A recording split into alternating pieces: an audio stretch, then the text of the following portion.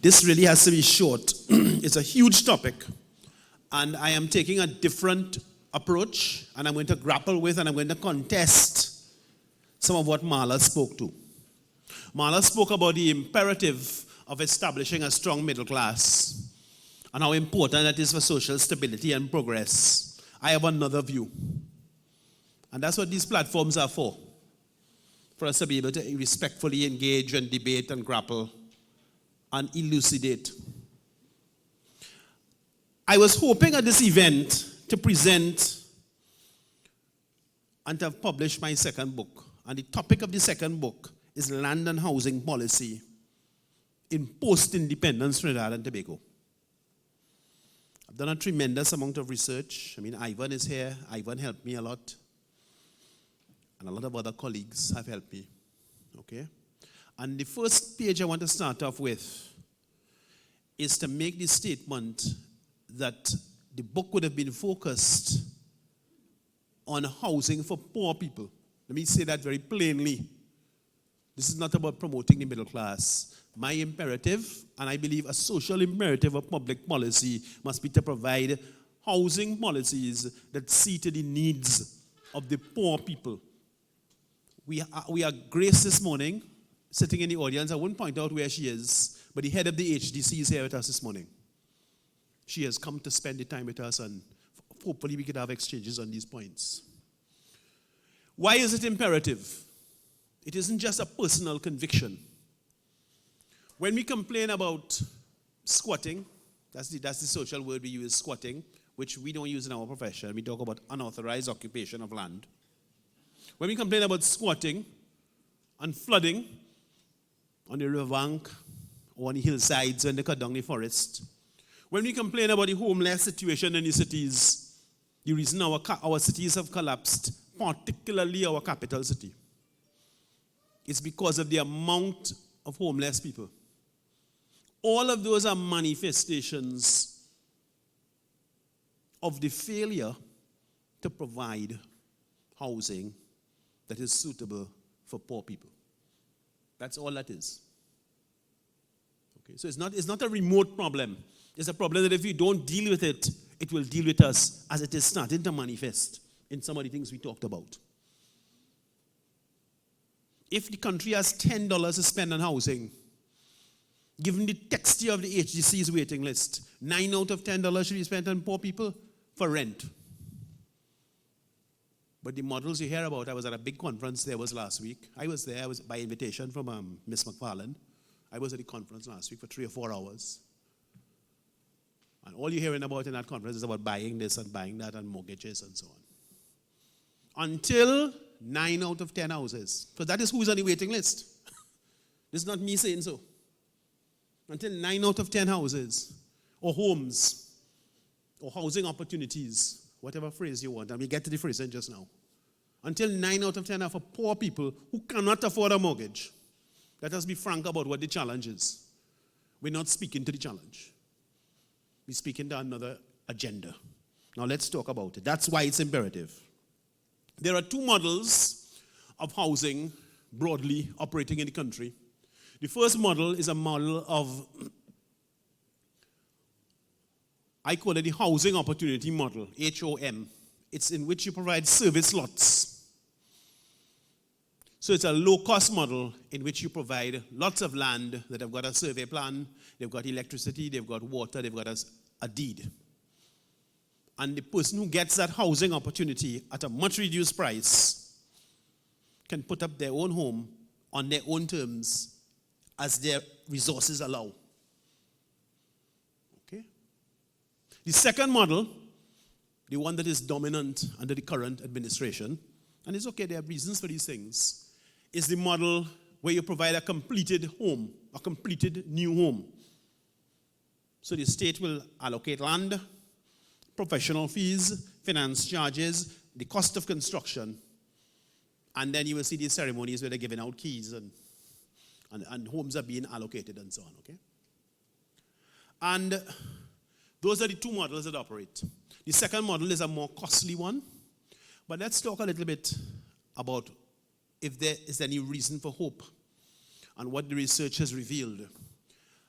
The first point I want to make is that in 1973, we started in this country an organization called the National Land Tenants and Ratepayers Association. That's 49 years ago. Most of you are too young to remember that organization. And the National Land Tenants and Ratepayers Association represented the interests of people who rent land. So the people who are able to build a home, but they're not able to pay for land. So they rent land from landowners. They call it tenanted land. And they build their homes. And there was a tremendous inequity which developed because someone has built a comfortable home but doesn't own the land. You can't really get a mortgage. You can't really realize your investment. As we talked about generational transmission of wealth, one of the important points Mala made, you can't really transmit anything because all you can transmit is house keys. You don't own the land. At the same time, landlords of those lands found themselves unable to maneuver because basically you can't increase the land rent because you could hardly put the people off the land. So it was represented something like an impasse. In 1974, the government at the time, which was led by Dr. Eric Williams, appointed a commission of inquiry to examine the situation with tenanted land. And my late uncle, whose picture is there, Eugene, he was a member of that 3-member commission of inquiry. So it was headed by a fellow called Carl de Labastide, who was the nephew of the Chief Justice, Michael de Labastide. And it was the de Labastide Commission into Tenanted Land. The de Labastide Commission into Tenanted Land reported in 1977 and made a number of really important recommendations on a draft law for how these inequities could be dealt with. And as a result of 2 or 3 things, we like to think that our life is unrealized, but sometimes you can get a felicitous outcome from a confluence. So we had the national land tenants making the noise that they were making, which in 73, which caused the government to appoint the Commission of Inquiry in 74. But the Commission of Inquiry didn't occur in a vacuum. It occurred post-1970. They were trying to cool things down. They were trying to provide for the people in a way that had not really formed part of the past public policy in the country. So in 74, it was necessary and it was important to appoint that Commission of Inquiry. At the same time, in 73, Williams and Carl Hudson Phillips and them had a split with the false resignation and so on.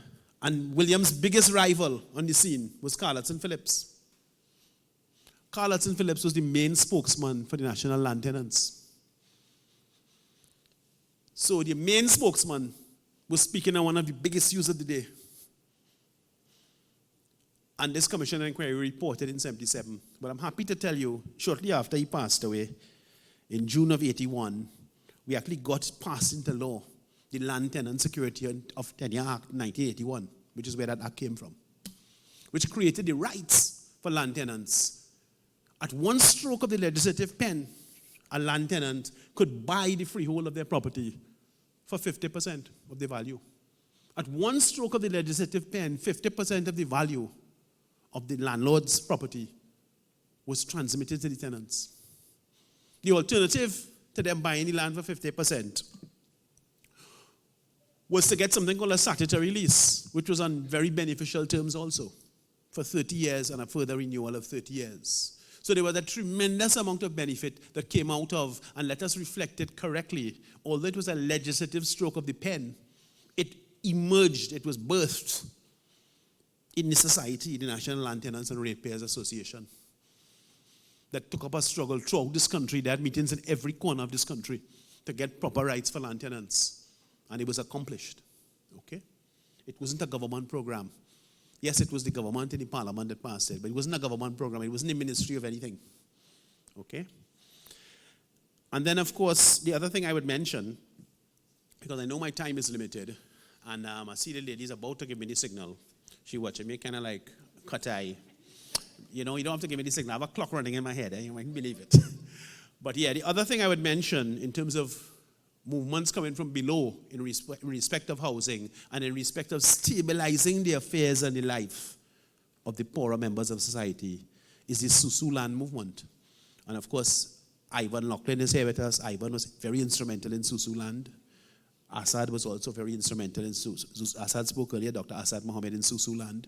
And the Susuland movement, which was birthed in 1983, again 39 years ago, John Humphrey, the former minister and controversial man of affairs, was the sort of main person behind Susuland. And I'm fortunate, I knew these things because I used to go to the Susuland meetings.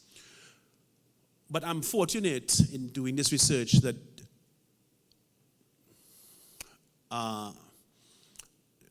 Mr. John Humphrey published a book. I was at the book launch on the 25th of June this year. And that book is called The Politics of Partnership. And in that book, Mr. John Humphrey actually spends a lot of time explaining about the Susuland movement, what led to it, and the background and what they had to struggle with. Okay? And there's also a fellow called Mr. Lennox Sankar Singh, who was invited to be here today. Lennox is the current president of the Susuland. I think he's chairman of Susuland at this point in time. And Lennox has also published a book about Indo-Trinidadian politics. A slim but extremely valuable a slim but extremely valuable volume. And what the Susuland did is that it was a local movement. Again, it wasn't government. Poor people put their money together. Republic Bank helped them. Republic Bank set up their accounts for them. And they accrued those funds and used those funds to buy disused agricultural estates. And then to cut lots, as I described, the service lots. Lots of land with a survey plan, electricity, water, and the opportunity to create a home, okay? And from the research that Lennox gave us, I think there was about 2,500 acres within 5 years that they were able to buy up estates throughout Trinidad and Tobago. Again, I want you to listen to me, not a government program. It wasn't the ministry of anybody, okay? There was no permanent secretary of anything. This is people mobilizing to improve their housing situation for themselves. That happened in our country. People looking like us. Do not be downcast. Know your history to know your way forward.